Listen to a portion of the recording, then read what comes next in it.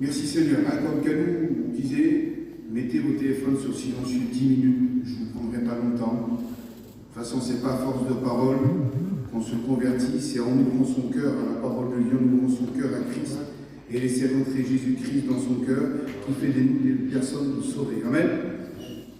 Je méditais la parole tout à l'heure chez moi et je voulais te faire réaliser dans cette soirée, bien que les témoignages, merci Seigneur pour les vies transformées, et je pense que cette réunion est conduite par le Saint-Esprit. Vous savez, celui qui convainc de péché, de justice et de jugement, c'est le Saint-Esprit. Celui qui va te convertir, celui qui va te délivrer de ton angoisse, celui qui va te bénir, il s'appelle Jésus-Christ. Les hommes s'effacent et c'est lui qui prend toute la place. Et ce soir, je voudrais que tu réalises que dans ta jeune vie, que tu as un choix à faire. Bien que tu viens aux réunions, bien que tu connais les réunions, je pense que la plupart des jeunes qui sont ici connaissent les réunions, bien parce que des fois les parents sont chrétiens, ou ils ont de la famille, ou même un parent qui est serviteur de Dieu, mais ne fais pas de toi un sauvé. Ce qui fait de toi un sauvé, c'est toi qui donnes ton cœur au Seigneur. Et je voudrais que tu réalises que ce soir, tu auras un choix à faire.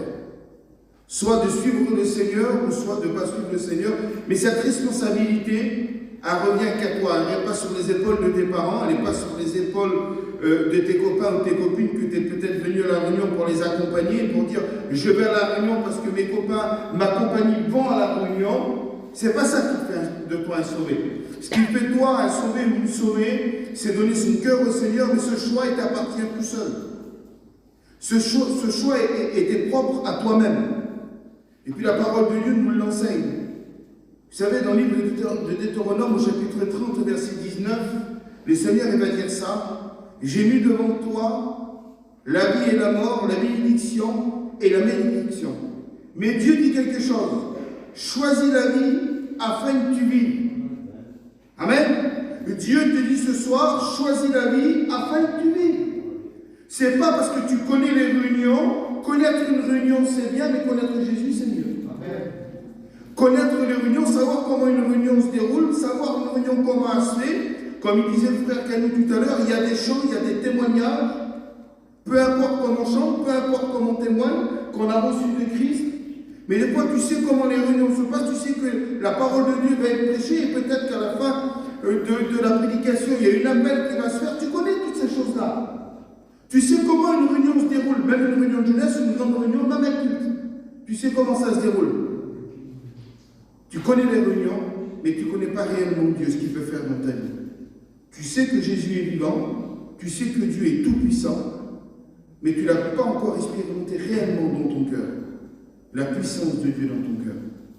Parce que l'ennemi, il est là et puis il veut te déstabiliser. Et puis, tout à l'heure, ma fille témoignait, elle me disait pour ce groupe coréen. Mais à un moment donné, elle a eu un choix à faire.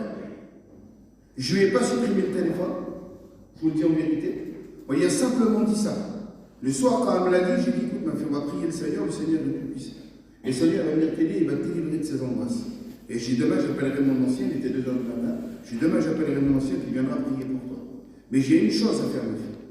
Il faut que tu fasses ça pour ton téléphone et que tu laisses rentrer Jésus dans ta vie.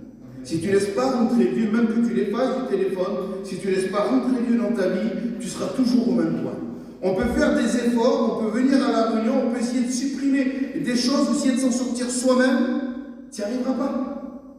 Le seul qui peut t'aider, il s'appelle Jésus-Christ. Amen. Et puis j'ai pris un exemple dans la parole de Dieu, mais Dieu nous parle, si vous voulez, de la méditation que j'ai fait cet après-midi. J'ai marqué un thème au message, si vous voulez, moi j'ai marqué faire le bon choix. Et bien ce soir, il faudrait que tu fasses le bon choix pour ta vie. C'est pas pour tes amis que tu vas faire le choix, c'est pas pour tes parents que tu vas faire le choix, mais c'est pour toi-même. Parce que le Seigneur, là, que je vois tout le monde qui est là, je ne parle pas des enfants qui ont 5-6 ans et qui sont sauvés par rapport aux parents. C'est une réalité, un petit bébé qui a 5-6 ans, moi j'en ai 5 des enfants, j'en ai 2, et j'ai une fille de 17 ans, un fils de 15 ans, mais le salut il est personnel pour eux. Et j'ai 3 petits bébés derrière qui n'ont pas encore l'âge de raison, et bien c'est moi. Si moi je suis droit avec le Seigneur, mes parents tireront avec moi dans le paradis. Mais toi ce soir tu es là, mais ton choix il est à toi tout seul. Tes parents ne peuvent rien faire pour toi. Et puis, il y a 2 chemins. Et la parole de Dieu nous dit dans l'évangile de Matthieu, chapitre 7, et verset 13, qu'il y a 2 chemins. près de Dieu ou loin de Dieu. Le verset 13 nous dit ça, entrez par la porte étroite, car large est la porte, spacieux le chemin qui mène à la perdition. Et puis j'ai médité la parole de Dieu, et puis j'ai dit Seigneur, j'ai dit c'est vrai. Et puis j'ai trouvé une histoire dans la parole de Dieu, et puis vous allez sans doute écouter. C'est le jeune homme riche. Lui, il a préféré prendre le chemin spacieux, et pourtant il avait tout. Il avait tout, mais si vous voulez, il ne voulait pas accepter Dieu réellement. Canou disait tout à l'heure, il a vu ça aux infos, et puis il voit, si tu veux une religion où c'est tout facile, c'est pas ici qu'il a pouvoir. Déjà d'une ici, c'est pas une religion, Jésus-Christ, c'est pas une religion, c'est quelque chose, c'est une être humain, c'est quelque chose qui se reçoit. Et puis, ce jeune homme, on va faire la lecture ensemble dans l'évangile de Marc, au chapitre 10, au verset 17. On va voir qu'il va venir demander quelque chose à Dieu. Mais il va venir demander quelque chose, et puis Dieu lui donne la solution. Dieu lui donne une solution, mais il ne veut pas réellement accepter. Parce que bien des fois, quand on vient à la réunion, tu viens à la réunion, tu aimes les réunions, mais tu ne veux pas te défaire de ce qui te tient. Tu ne veux pas te défaire de ce qui peut te permettre d'avancer avec Dieu. Bientôt, on arrive le 24 décembre, et puis on en parlait avec les frères tout à l'heure. Les frères qui sont, et les sœurs qui sont baptisés, merci Seigneur, qu'ils ont pris l'engagement. Ils ne vont pas aller dans les fêtes s'amuser ou danser parce qu'ils aiment le Seigneur. Mais toi qui t'approches de Dieu, toi qui t'approches bien de Dieu, fais attention, parce que l'ennemi est subtil. Et il sait s'immiscer dans des choses où tu ne crois pas, où tu dis c'est insignifiant pour toi, mais lui il est là. Et puis tu déroutes du chemin que Dieu t'a tracé pour toi. Tu vas faire la lecture, au verset 17. Comme Jésus se mettait en chemin, un homme accourut et se jetant à genoux devant lui, et lui dit, bon maître, lui demanda-t-il, que dois-je faire pour hériter la vie éternelle? Et Jésus lui répond, il dit, pourquoi m'appelles-tu bon? Il n'y a de bon qu'en Dieu seul. Et il dit ça, parce que c'est peut-être dans ton cas aussi, comme je disais tout à l'heure, tu connais la réunion. Et puis il disait à ce jeune homme, tu connais les commandements, tu ne tueras point, tu ne commettras point d'adultère, tu ne déroberas point, tu ne diras point de faux témoignages, tu feras de tort à personne. Et il lui donne le commandement et que vous, les jeunes, vous devez respecter. Honore ton père et ta mère. Et écoutez ce qu'il dit. Il lui répondit, écoutez ce qu'il dit, jeune homme. Maître, j'ai observé toutes ces choses dès ma jeunesse. Il dit, j'ai observé toutes ces choses dès ma jeunesse. Quand on fait la lecture du jeune homme riche, là, quand on fait la lecture de ce jeune homme, il dit, j'ai observé toutes ces choses. Et bien, il devait avoir des parents qui étaient chrétiens. Et des parents qui étaient chrétiens, et puis toi aussi, tes parents sont peut-être chrétiens. Et puis il dit, j'ai observé toutes ces choses. Et puis Dieu lui dit ça, lui, Jésus au verset 21, il dit, l'ayant regardé, il l'aima, et Jésus t'aime ce soir. Il lui dit, il te manque encore quelque chose. Et écoute ce qui te manque. Tu le trouves dans le livre des Proverbes, chapitre 23, verset 26. Mon fils, et moi j'ai ajouté ma fille, la jeune fille, le jeune garçon, donne-moi ton cœur et tes yeux, que tes yeux se me plaisent dans mes voies. Amen. Le Seigneur, qu'est-ce qu'il veut réellement de toi ce soir? Tu sais ce qu'il veut Dieu de toi réellement? Et c'est que tu n'es pas un pied dedans et un pied dehors. Il ne veut pas que tu viennes à la réunion pour dire de venir à la réunion. Tu es là ce soir parce que lui, il veut te bénir. Lui, son but à Jésus qui est descendu de son ciel de gloire, parce que la parole de Dieu nous dit que 2 ou 3 réunions son nom, mais il est au milieu de nous.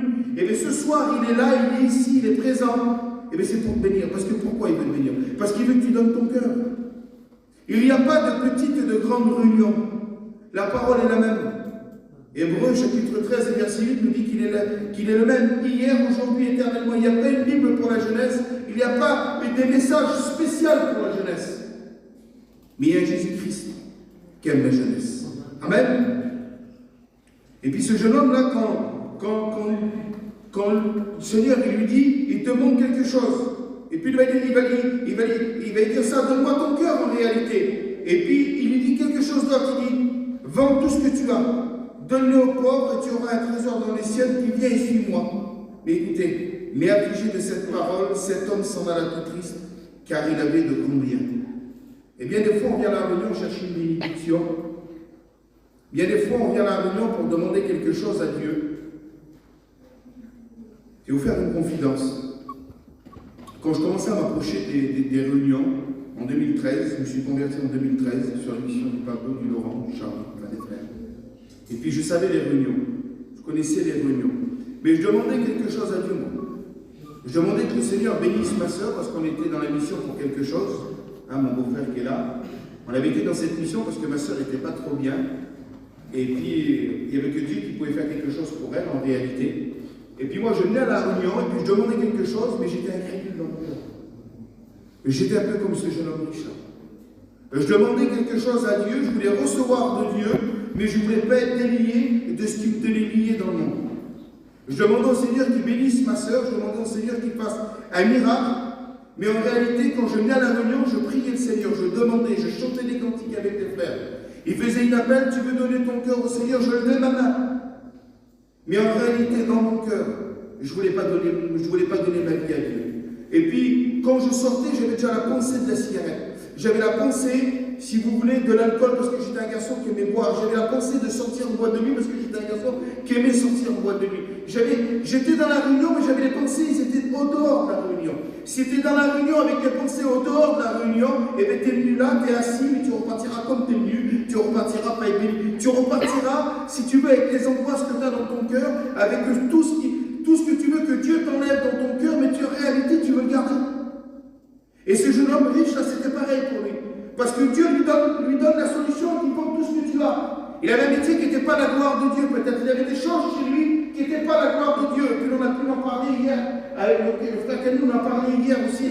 Chez nous, il y a des choses, des fois, chez toi, qui ne sont pas bonnes. Et puis tu n'arrives pas à avancer avec le Seigneur. Et tu veux faire le choix d'avancer avec Dieu, mais tu gardes des choses qui ne vont pas. Kenji a témoigné hier chez nous à la réunion, et il disait ça. Il dit, à un moment donné, il dit, je ne ressentais plus la présence de Dieu. Et il se demandait pourquoi il ne ressentait plus la présence de Dieu. Mais à un moment donné, le Seigneur lui a révélé, comme le jeune homme riche, parce que Dieu lui a révélé qu'est-ce qu'il devait faire pour hériter la vie éternelle.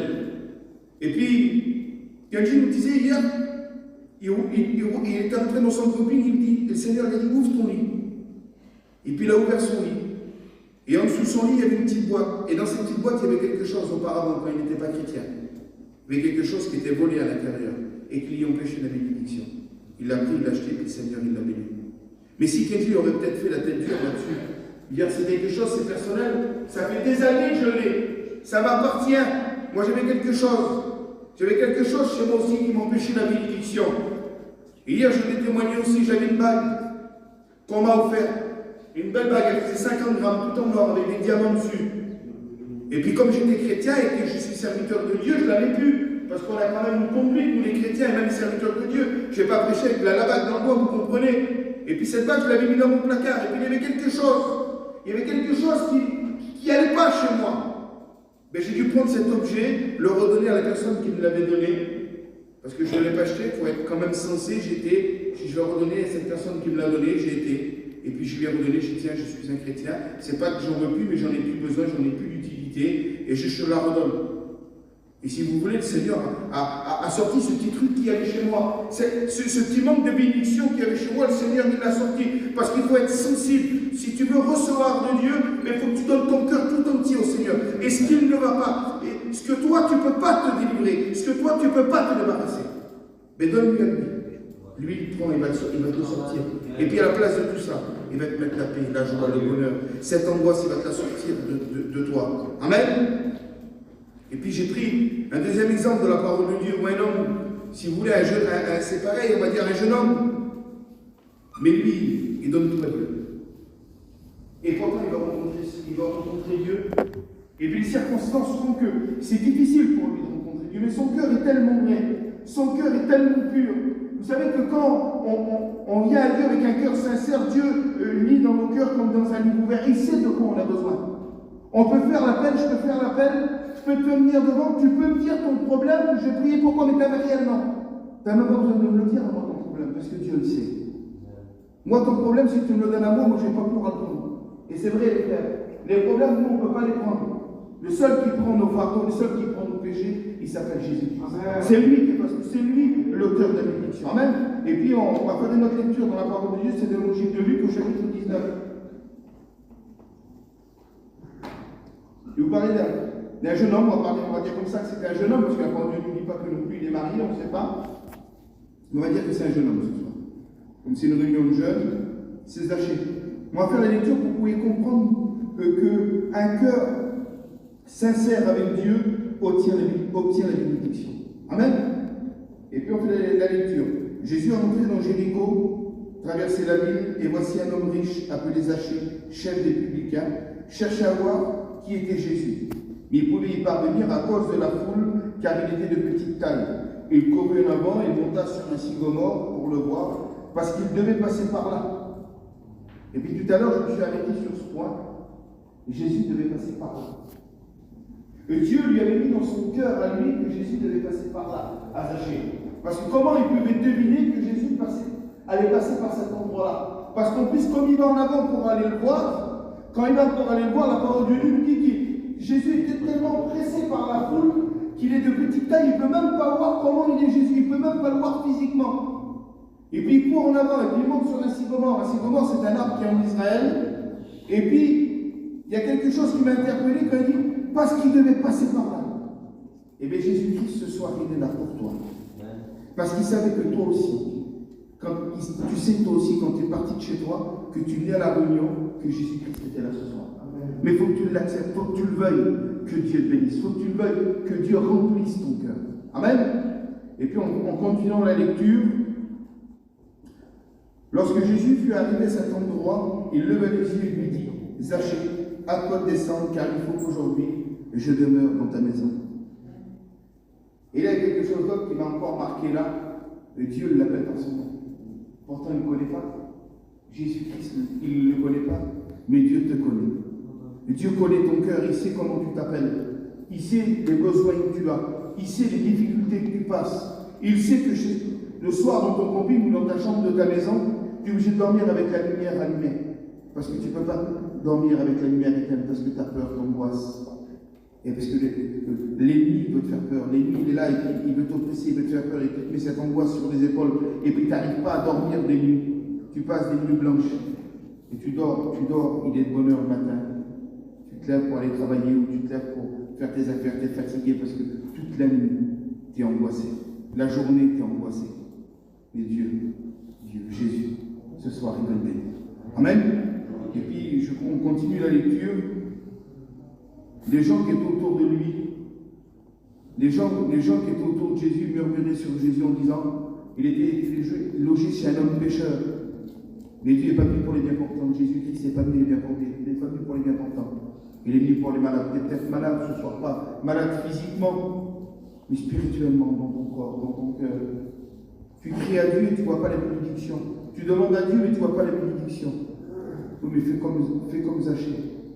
Zachée, vous savez ce qu'il fait quand les gens ils disent qu'ils murmurent sur Jésus, et regarde Jésus et puis il lui dit, voici Seigneur, je donne aux pauvres la moitié de mes biens, et si j'ai fait de tort de quelque chose à quelqu'un, je lui rends quoi tout. Jésus lui dit, le salut est rentré aujourd'hui dans cette maison, parce que celui-ci aussi est un fils d'Abraham. Amen. Et si vous voulez, Zachée, lui, il veut se délier des choses qu'il tient captif.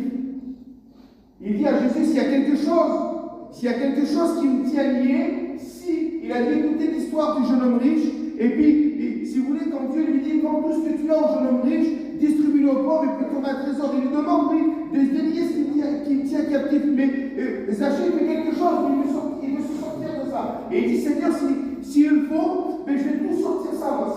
Si ça va m'empêcher la bénédiction, mais j'en veux plus. Quand je me suis converti, j'ai ouvert mon cœur au Seigneur, je dis, Seigneur, rentre dans ma vie et ôte tout ce qui ne va pas. Et puis Dieu est rentré dans mon cœur. J'étais un garçon qui fumait, qui buvait, qui avait des passions. Et Dieu m'a enlevé tout, Jésus-Christ a enlevé tout. Parce que ces choses-là, j'en voulais plus réellement. Ce soir-là, quand je me suis converti, je n'avais plus les pensées. Je n'avais pas les pensées à l'extérieur. Qu'est-ce que j'allais faire? J'ai dit, Seigneur, je vais faire quelque chose. Je viens en réunion, j'écoute souvent parler des chrétiens, j'écoute souvent parler les prédicateurs d'une paix, mais cette paix-là, je ne l'ai pas encore reçue dans mon cœur. Et bien, je vais la recevoir dans mon cœur maintenant. Alors, je trouve mon cœur et tout ce qui ne va pas dans mon cœur, parce que je savais ce qu'il y avait dans mon cœur ne pouvait pas cohabiter avec Jésus. Ça ne pouvait pas marcher. Ma cigarette ne pouvait pas cohabiter, mon péché ne pouvait pas cohabiter avec Dieu. Soit on laisse notre cœur au péché, ou soit on laisse notre cœur à Jésus. Mais on ne peut pas avoir, si vous voulez, Jésus dans notre cœur à moitié, ou un quart, et puis trois quarts du péché. Dieu ne se plaît pas. Dieu n'y rentre pas. Dieu, lui, veut rentrer dans ton cœur pour faire ménage dans ton cœur, mais pour que lui prenne toute la place. Parce qu'on a un Dieu qui est jaloux. Il ne veut pas, lui, si tu veux, il ne veut pas ton cœur pour dire, mais je veux que tu lèves la main, que tu me donnes ton cœur, et quand tu sors dehors, et que tu es toujours au même point. Non, Dieu veut rentrer dans ton cœur, mais il veut t'apporter la bénédiction. Il veut sortir moi à la place de la cigarette, il m'a mis la joie. À la place de l'alcool, il m'a mis le bonheur. Et à la place de mes passions, il a mis la vie éternelle. Amen. Jésus-Christ est rentré dans ma vie. Il a complètement changé mon cœur. Il a complètement changé ma vie. Et puis j'aime bien me témoigner. Et c'est une réalité des choses. Et je terminerai avec cette petite histoire. Quand je me suis converti, quand je suis revenu chez moi j'avais pour habitude le vendredi et le samedi de sortir en boîte de nuit. C'était comme ça. Tous les vendredis, tous les samedis, je partais tout le week-end de chez moi. Et puis quand j'ai rencontré Dieu, quand on rencontre Dieu, on a un feu dans un cœur. On a un feu dans un cœur. Et puis, ce qui m'a revenu tout à l'heure, c'est ce qui m'a donné le thème à mon message. J'avais un copain, et puis quand je me suis converti, je suis revenu chez moi, je lui ai dit, on était un vendredi soir. J'ai viens avec moi ce soir à la réunion, il m'a dit non, il t'a dit normalement, tu as fait ton choix. Voilà ce qu'il m'a dit. Tu as fait ton choix, tu as voulu suivre le Seigneur, on est trop jeune pour suivre le Seigneur. Et moi, quand je me suis converti, j'avais 25 ans, et lui, il avait 22 ou 23 ans à l'époque. Et il m'a dit, tu es trop jeune, tu n'as pas bien fait de donner ta talent encore le temps. C'est bien quand tu viens chrétien, tu as une quarantaine d'années, 50 ans, tu viens chrétien parce que tes enfants grandissent, et puis tu viens chrétien, c'est bien comme ça. Et j'y viens avec moi à la réunion, il dit non, il dit ton choix à toi, c'est d'aller dans la réunion, mon choix à moi, c'est de sortir. Et puis ça s'est arrêté là. J'ai été à ma réunion le soir, et puis le lendemain, le matin, j'ai reçu un coup de téléphone en revenant de la Cano. Écoutez ça, en revenant de la Cano, mais il a fait un accident. La voiture a fait des tonneaux, ils ont tapé d'un arbre. Et arrivé ce qui est arrivé. Dieu est sauvé le juge. Je ne juge personne ce soir. Il a perdu la vie. Et le soir, il avait le choix. Le soir, il avait le choix de soit de venir avec moi à la réunion, et puis je pense que peut-être que le Seigneur l'aurait béni, peut-être qu'il aurait donné son cœur au Seigneur, et puis il n'aurait peut-être pas parti là où il devait aller, mais il a fait son choix. Il savait que Dieu était vivant, il savait que Jésus-Christ était vivant. Et il m'a dit ça. Et ça m'a marqué, il m'a dit, toi, tu as fait ton choix d'être chrétien, et moi j'ai fait mon choix. Mais ce soir, quel choix tu vas choisir? De suivre Dieu ou de rester dans ton éternité? Vous savez ce qu'on va faire? On va couvrir les fronts, c'est pas force de parole. On va couvrir les fronts. On va prier le Seigneur, prier tous les fronts. Pour un saint respect, pas pour moi, mais pour Dieu. Parce que Jésus-Christ est là. C'est dommage de venir à la réunion et passer à côté de la réunion. D'être distrait, de rigoler, c'est dommage en vérité. Parce que Dieu lui veut te bénir. Quand tu seras dans la tristesse, dans l'angoisse, et que tu ne seras pas tourné, j'aimerais que Dieu vienne te bénir, mais sois attentif à la réunion. Et ce soir, le choix t'est donné. Avec la permission des anciens, je vais faire une appel.